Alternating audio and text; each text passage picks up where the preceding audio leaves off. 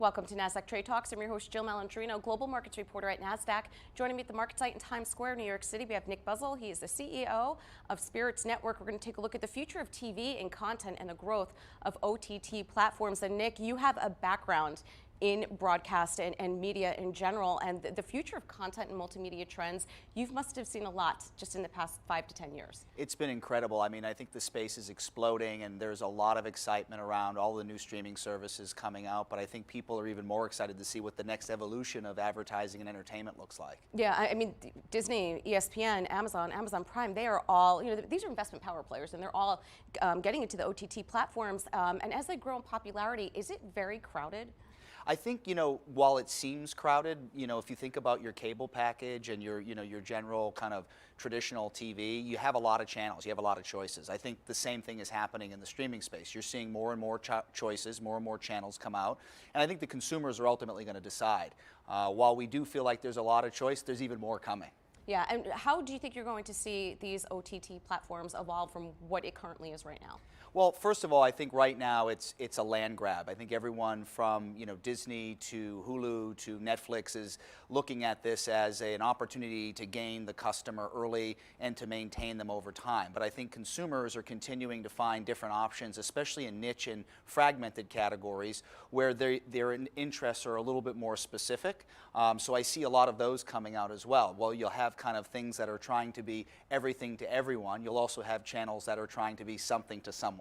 All right, now what's interesting with Spirits Network is you're linking content to commerce. Tell us more about that. So at Spirits Network, we're the first shoppable streaming entertainment platform for spirits. But what we're doing is we're telling really high quality entertainment driven stories, but enabling people to click and purchase right from their TV or their mobile device and have it delivered to their home in most cities within 2 hours, as well as being able to subscribe to a monthly bottle service where they can have a curated hand-picked bottle for them every month.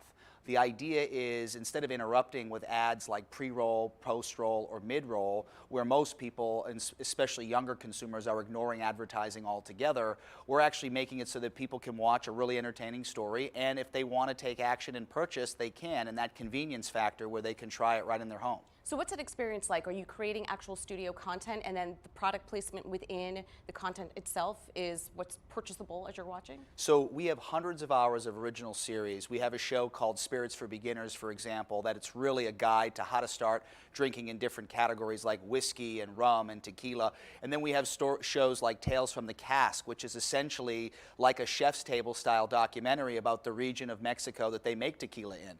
We also have really great celebrity interview series, including Drink With, where we're interviewing different celebrities and hearing about their background.